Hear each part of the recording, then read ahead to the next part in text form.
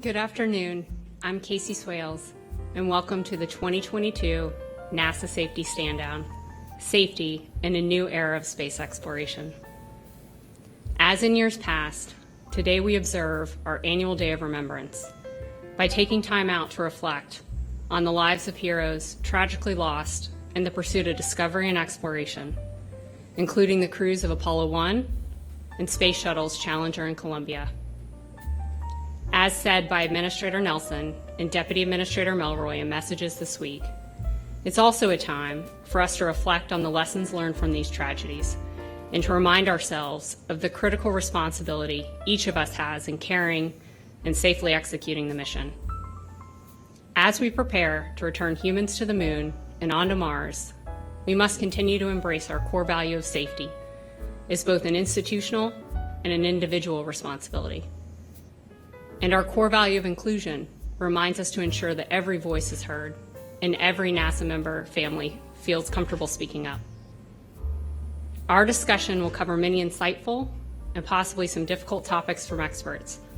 But more importantly, these leaders have firsthand professional and personal experience. And I can't think of anyone better than this group to discuss today's topic.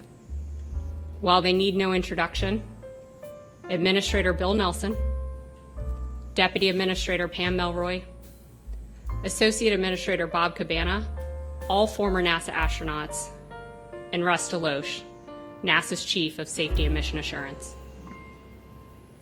Thank you all for joining us for this important discussion. And now I turn it over to Administrator Nelson. Thank you, Casey. This is a solemn day of remembrance, and we wanted to share with you what we have just done. We've returned from Arlington Cemetery, where Pam and Bob and I participated first in the changing the guard. After the changing, then we had a wreath that the three of us went up to the tomb of the unknown and presented that wreath. And you're seeing a picture now of a wreath that then we placed at the markers for Columbia and for Challenger. There are several of the astronauts that are buried in the immediate vicinity of those markers. Each of us spoke briefly. We were joined by friends of one of the crew from Columbia, and we had them speak as well.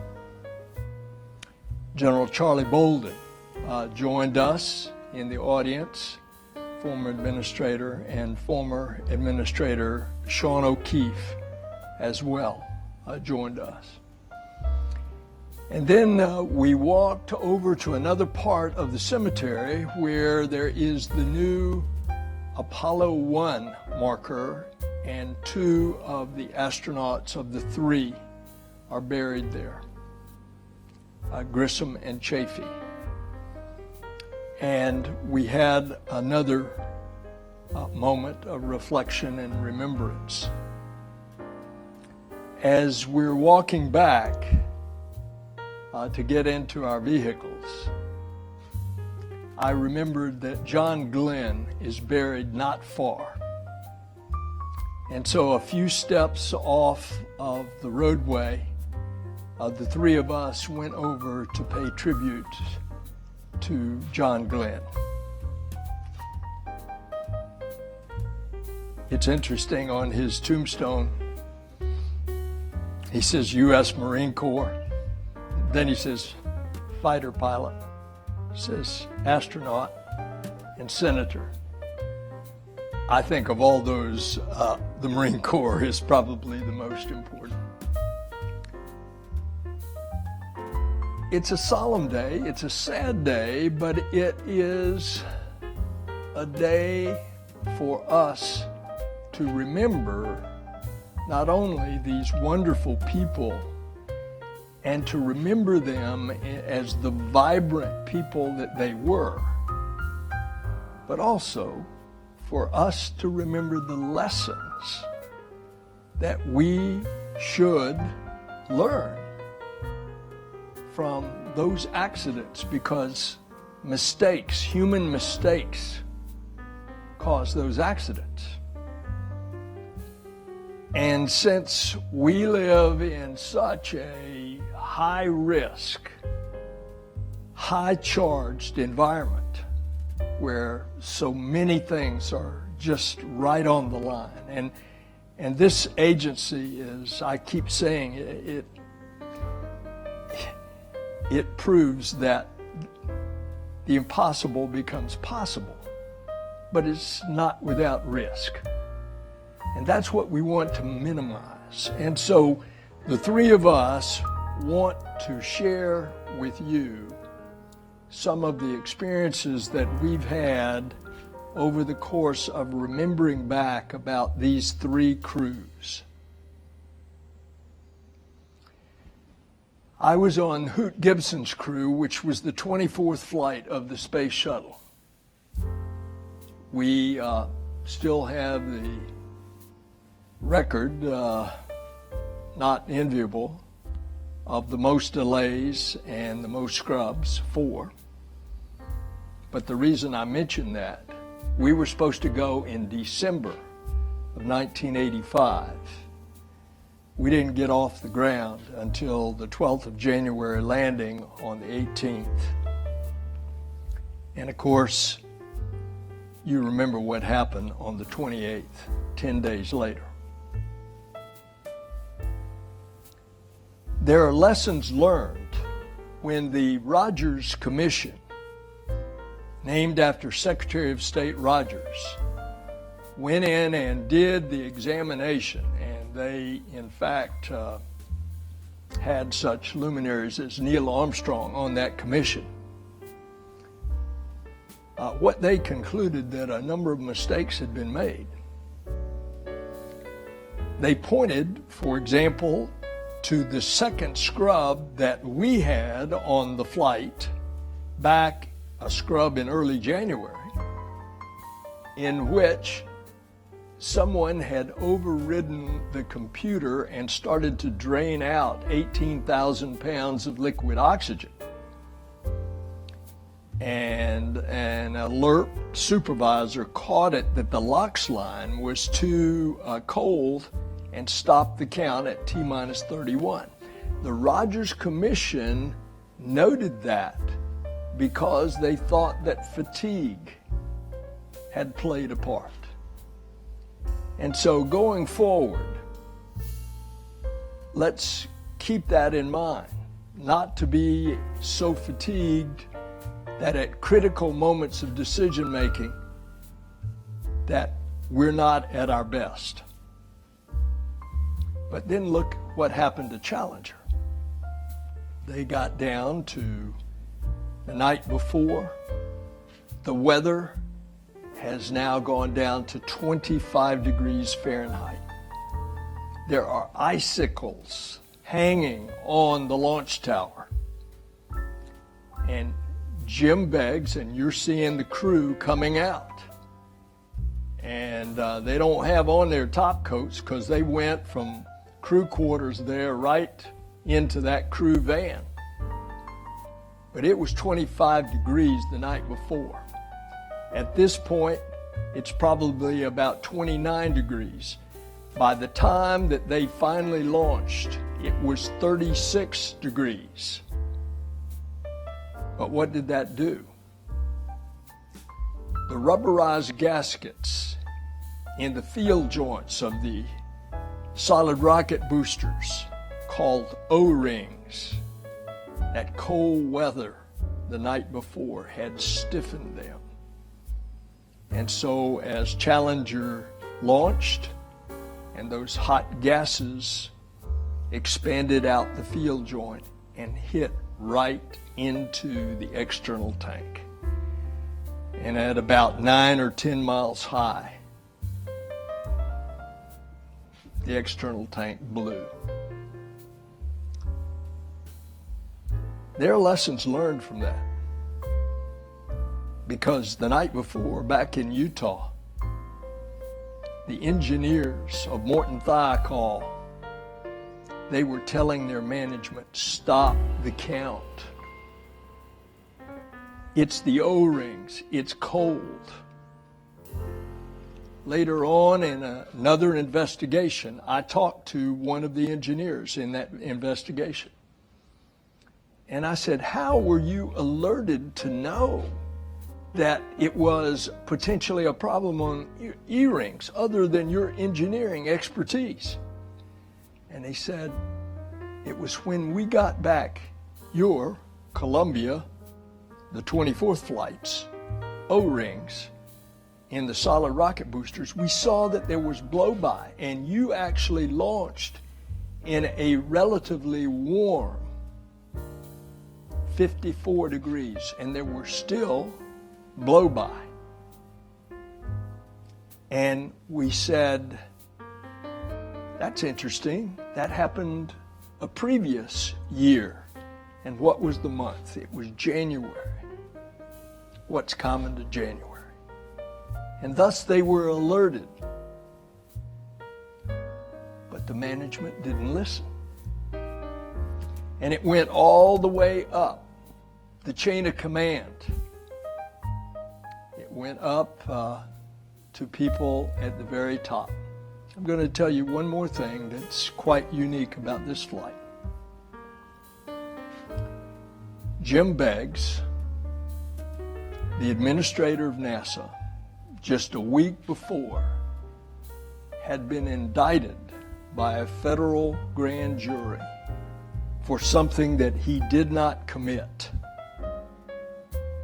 And he was sure that he could clear his name quickly by getting the evidence out of the Department of Defense. By the way, it took him 2 years to do that. And then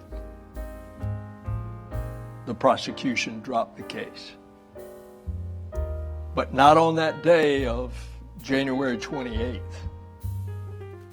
Jim Beggs, now no longer administrator, is still in his office back at headquarters. And he's looking at the NASA TV and he's seeing the icicles. And he's calling the Cape and saying, stop the count. And they wouldn't take his call because he wasn't the administrator. One thing after another, very prominent people in NASA's history back in the Apollo program were asked about their opinion, and no one gave a clear answer. There's always risk, but there's always safety. You have to balance that risk and the safety.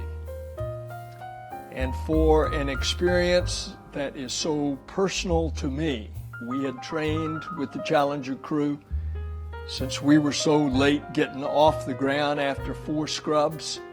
They were actually at the Cape doing their practice countdown. They stayed with us in crew quarters when we were in quarantine.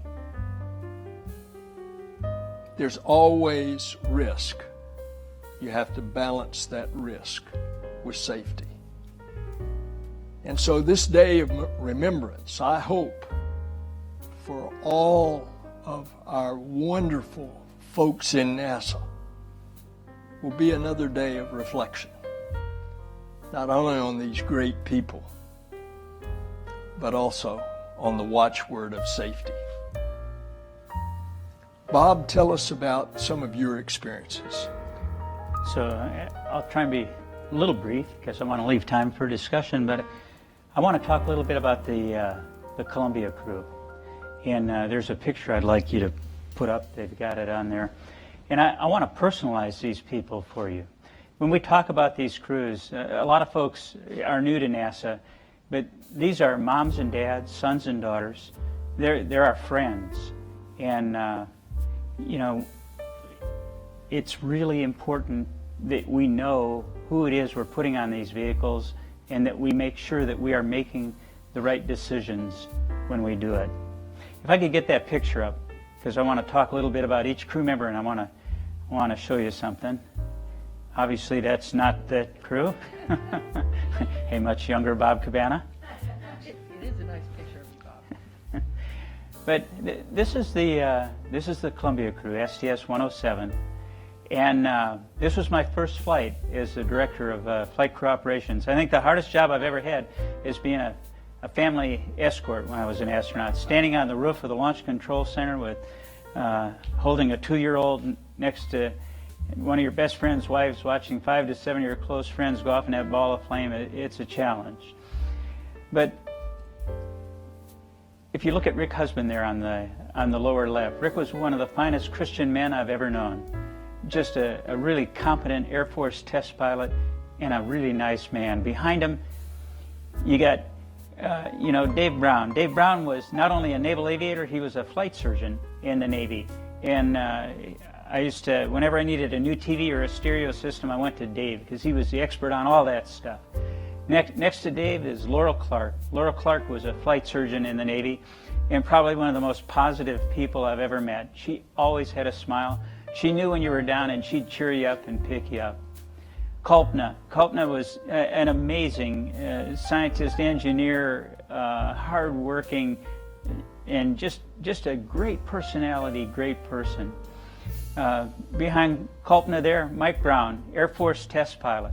Loved his Audi TT, just one of the nicest guys you'd ever want to meet. In front of him, Willie McCool. Willie was second in his class at the Naval Academy, and one of the most competent test pilots I've ever known, but you'd never know it talking to him. He was just a mild-mannered, nice guy. And on the far right there on the end, Alain Ramon, the first Israeli to fly in space, just another super nice guy. And then you look down there on the lower left in that picture, and you see Columbia laid out in pieces as they started to accumulate back at the Cape after one of the largest recovery efforts ever. And the reason I put this up here is I want folks to see the consequences of the decisions that we make. And I will tell you right now, everybody that made decisions related to any of these accidents did not make that decision thinking that they were that it would result in causing harm to anyone. All right? But our decisions have consequences. And that's why it is so important that we have all the knowledge that we can possibly have when we make our decisions, that their decisions are based on the best data possible. And the only way we can do that is if everybody has a voice.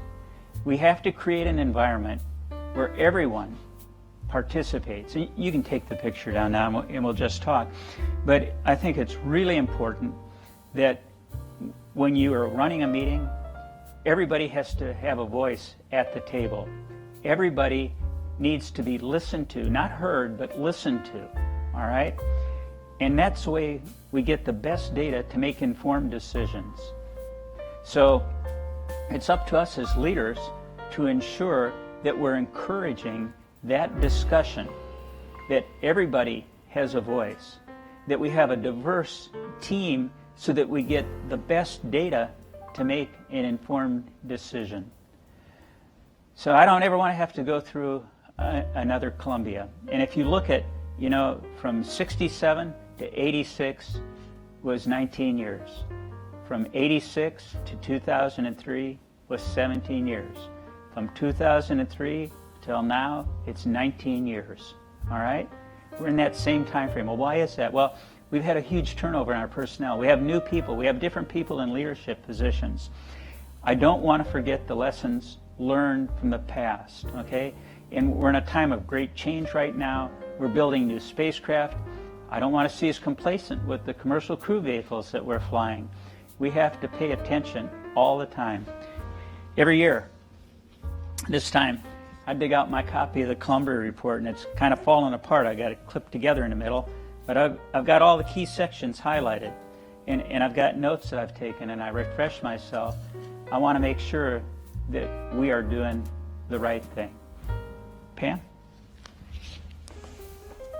Thank you, Bob. I'd like to talk about some of the aspects of culture that I've observed and really appreciated and learned from. I want to talk about my first job in the astronaut office after I graduated.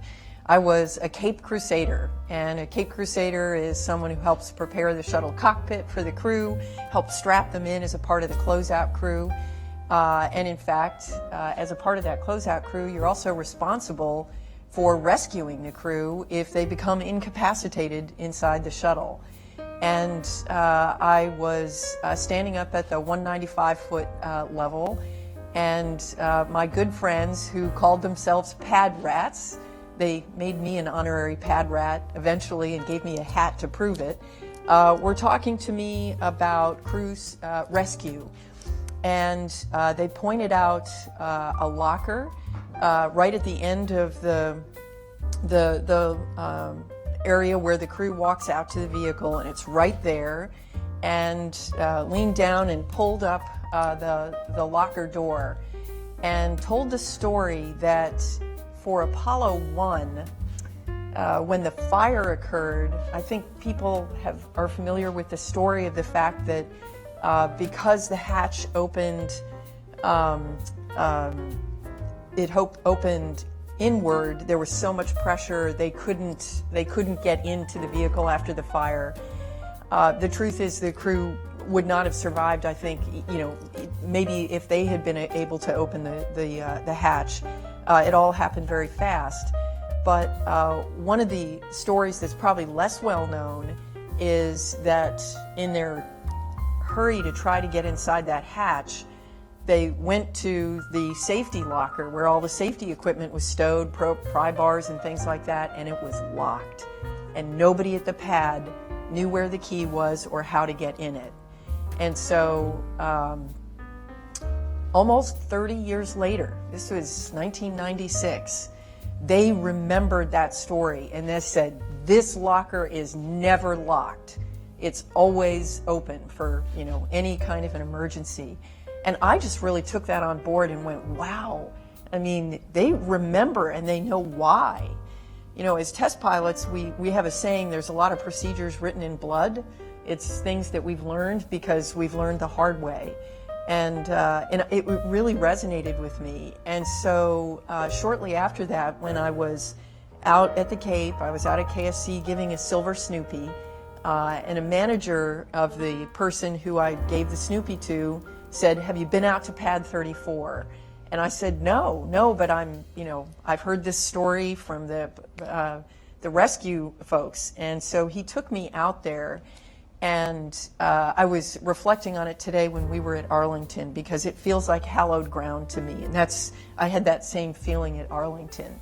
And I just felt this really profound connection out at that pad, and always used to, after every launch where I worked as a Cape Crusader, I would go out to pad 34 and let the guys know we'd had a good launch and the crew was safely in space. So that really stuck with me. But I think as I reflect on the things that we've learned, for example, for Challenger, having a suit would not have saved the crew from that mishap. But we had a culture to say, what are all the things that we can do to help protect the crew better? And so after that, astronauts wore pressure suits, and we trained for evacuation wearing those suits. There were hundreds of steps that were taken on the space shuttle, not directly part of the cause of the Challenger mishap, but things that we knew would make the crew safer and make the situation more survivable. And something near and dear to my heart, Bob showed a picture of the reconstruction of Columbia.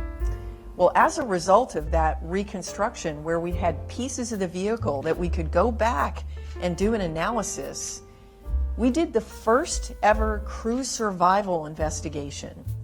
Previously, it really was very focused on the cause of the mishap.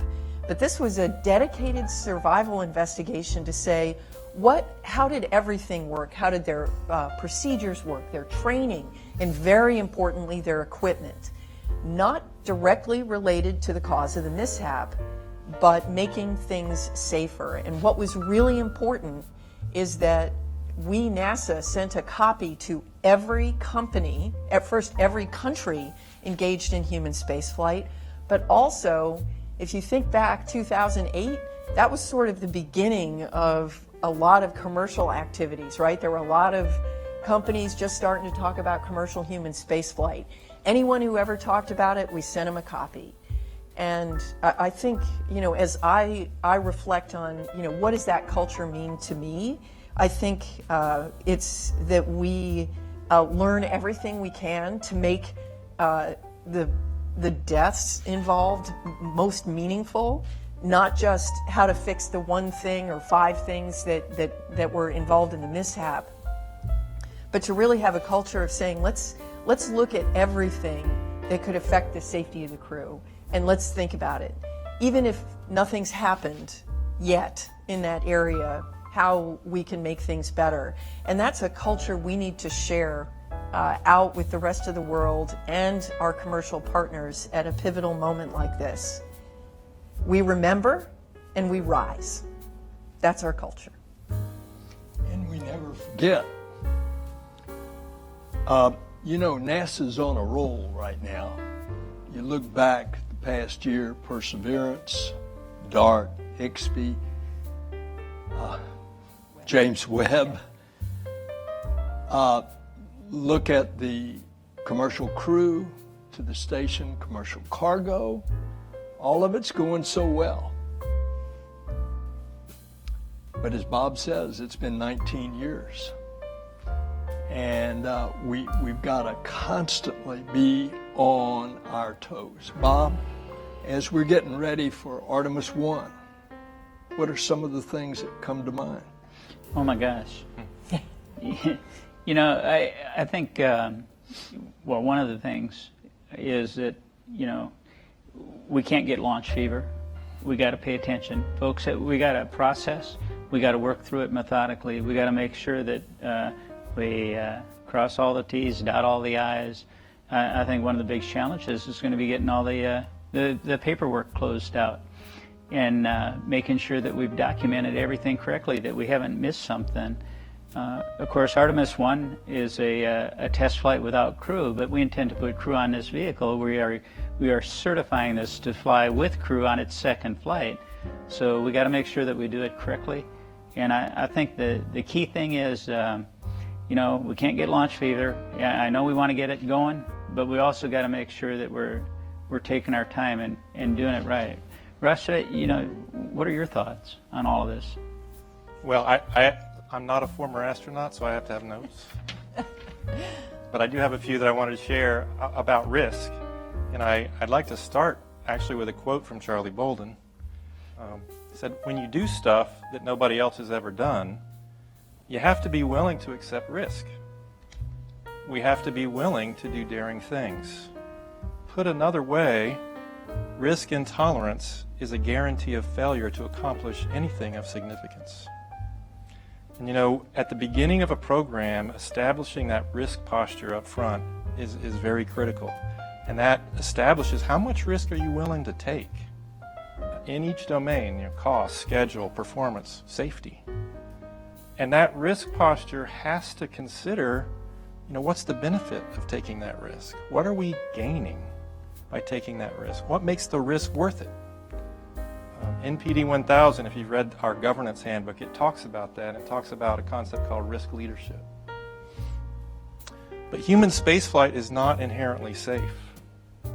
So the hard questions that we must answer are, how safe is safe enough? And how will we know when we're there? I've been doing this job for 35 years, and those questions don't seem to get any easier.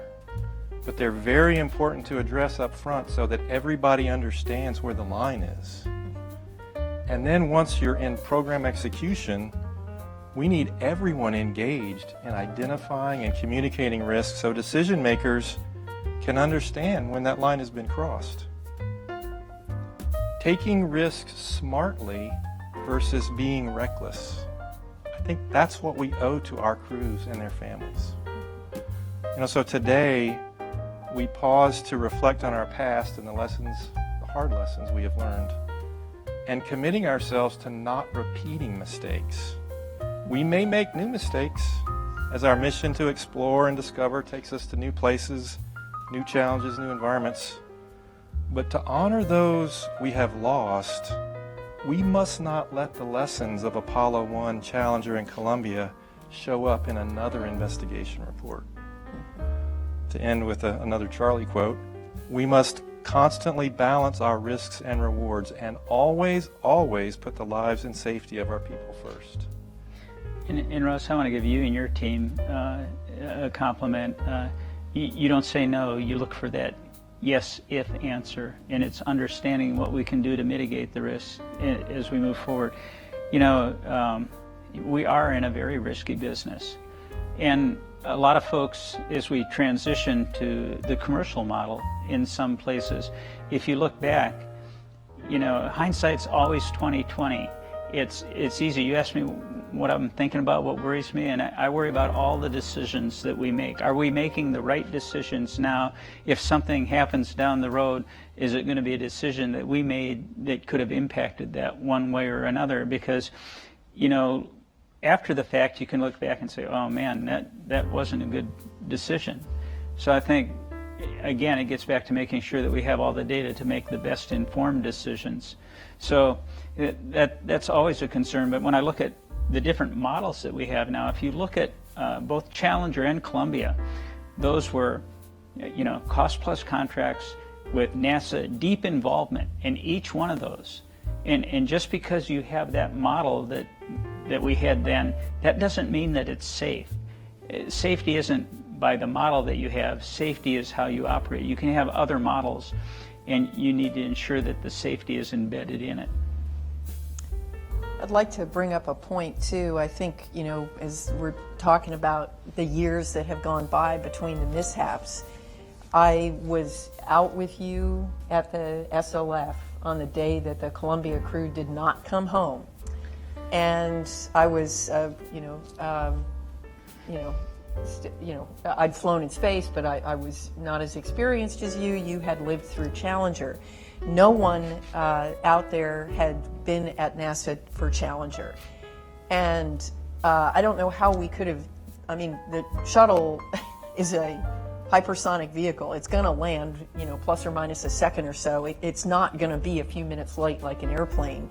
But we stood there, and those of us who had not lived through Challenger were sort of in a state of, well, maybe what can we, and you knew before everybody else because you had lived through Challenger. You knew that it could happen, and so you came to believe it first. So I think this aspect of just really taking on board the fact that it really could happen to us is a really important part of that viewpoint. Just knowing that it could happen and believing it is important. And that's why having a contingency plan is so important. Yeah. You plan for the worst, and hope you never have to execute it. But even if you have a contingency plan, it will never go as expected or as you planned. And that's why leadership is so important. Having good leaders that are able to act when things don't necessarily go as planned. One of the things we saw in Challenger, and then unfortunately it seems like also in Columbia, was the concept of normalization of deviance. Oh, I know. Any thoughts on that and how we prevent that from recurring? Well, again, when bad things happen, when something is anomalous or not going as it should, but nothing bad happens, it's easy to get into a mode that it's okay. And that's why we have to pay such close attention when something isn't working exactly right.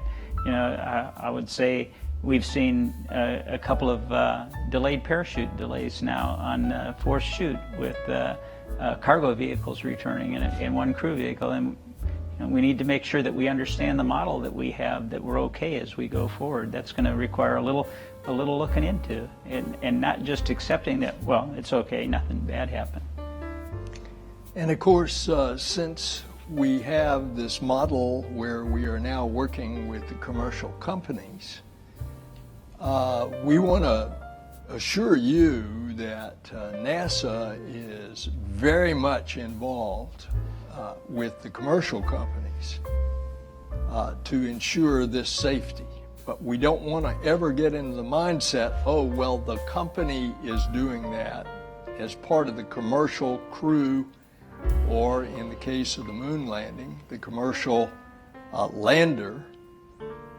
Let the company do that. NASA's got to stay all over it when it comes to the safety Of our own people of our own people. and our exploration These program. Our people. Yeah.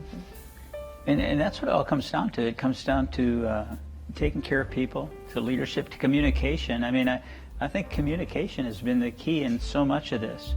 And I want to make sure that everybody is being heard. And I think we do a pretty good job, but there's always room for improvement. And I don't want, after the fact, somebody to say, but I was raising this as an issue and nobody would listen to me.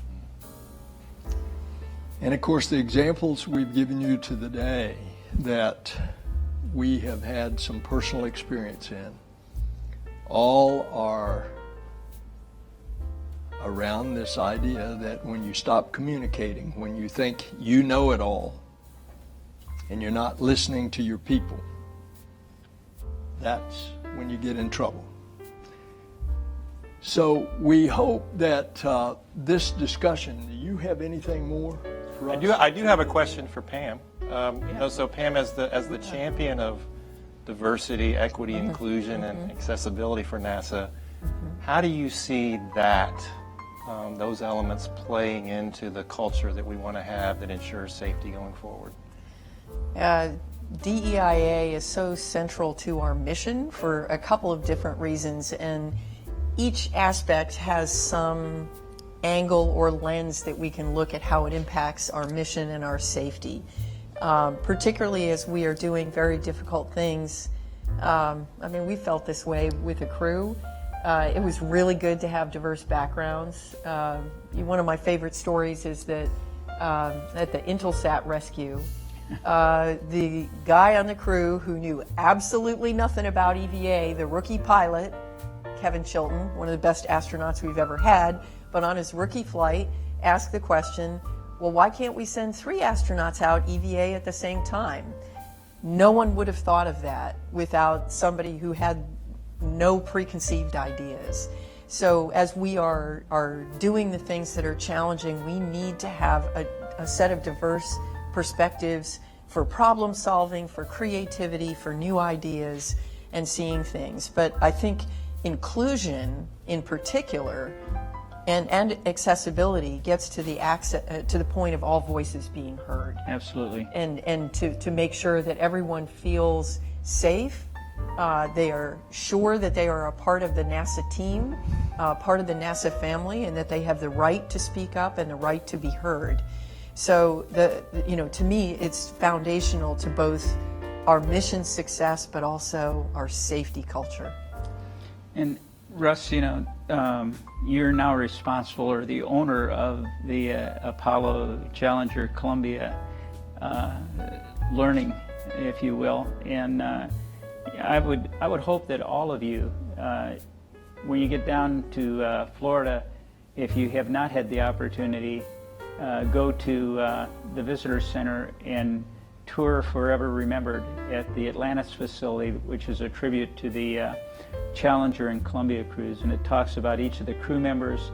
It talks about the accident, emotional and physical recovery of the debris, and it also talks about moving forward and return to flight. And also out at the Saturn V facility is a Rough Road Leads to the Stars that honors the Apollo 1 crew, and it talks about the design changes and what was done to improve spacecraft. And there were a lot of changes on the Apollo vehicle after the fire. There were over 100 changes to Challenger after the fire. We made multiple changes to the tank and the process after Columbia.